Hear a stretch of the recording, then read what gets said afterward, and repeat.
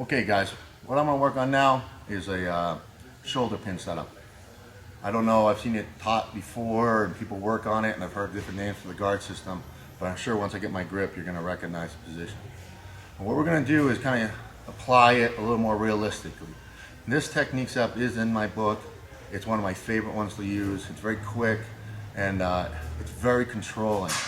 So when your opponent's kind of sweaty and you need to slow them down, I really like it. Especially for me, I'm not a flexible guy. I do like a lot of the cool rubber guard stuff guys are doing, but it's very hard for me to make work for me. So the shoulder pin is kind of the technique for trap systems I use instead of the rubber guard, because I just suck at the rubber guard. There it is. Okay, so what I'm going to do is, instead of just locking the grip, put your elbow down. It's going to be here. Okay, you can go straight for it, but to me, I don't want to let him in my house. I want to be inside. I want my knee inside for most technique setups. And I can go here and cross face him and fight to get it in, or I can use a little bit, to off balance him and distract him and get into it a little more smoother. So let's say we're in this position, a basic guard kind of position. What I'm going to do here, just go with my hand on bicep or whatever. Okay, Montel's hand fighting me. He's playing me smart. Can't really control him. So what I'm going to do is I'm just going to grab his head. I'm just doing that to keep him from not getting too far. And I'm going to basically hook inside his leg, and I'm going to try to do like a little bit of a pendulum sweep. I'm going to kind of sweep him over a little bit. But since I didn't control this arm, what he's going to do is going to post. And this misdirection is going to let him set me up to go to a shoulder pin setup. And then I'm going to aggressively attack him. Okay, so from here, I reach inside, hook, and I start to sweep. Okay, now as I start to sweep, Montel posts. Okay, all right. So now what I'm going to do is a couple things at one time. I'm going to start to knee him hard, and I'm going to let go of the leg. And as I let go of the leg, I'm going to push with my other leg down to make him shift to side again.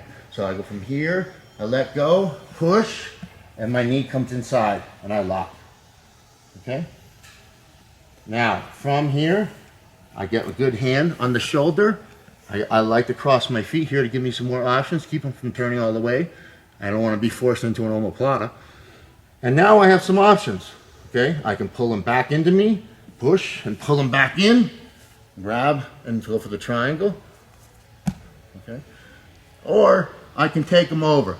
So if he goes down hard, and now I know, okay, this guy, he just wants to give up an omoplata setup so he can scramble. I'm going to go with it, but I'm going to screw him up a little bit. Just enough. Okay, so from here, I belly out, I keep my legs locked and get on my elbow. And what I'm going to start doing now is I'm going to open my legs and I'm going to force him to roll over this shoulder instead of this one. Okay, so I get here, I open my legs and I start to drive forward. And see how my knee is already coming in? Now, once I'm in this position, okay, I'm going to release with this and grab his head. And now I can flip through the triangle. But most likely, I'm going to go ahead and continue to transition to a senkaku or shoulder lock position. So from here, I pivot. And now I'm starting to set up senkaku position. So if I wanted to, I could stay on top and tack the arm. Or I can now continue to rotate. Continue to rotate and take him over. And now I have that senkaku choke position. From here, all I have to do is pull the arm in and finish. Okay? So, the part of this technique that I like so much is the constant misdirection. You know, if he's driving into me, I won't do any more work than I have to. If he wants to force me into an omoplata situation, it's okay, I can control that too. And I'm constantly focused on off balancing him before I try to tie him up.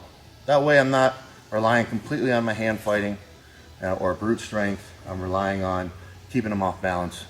And how that correlates to MMA is, if he's off balance, he's not going to hit you very hard, if he hits you at all.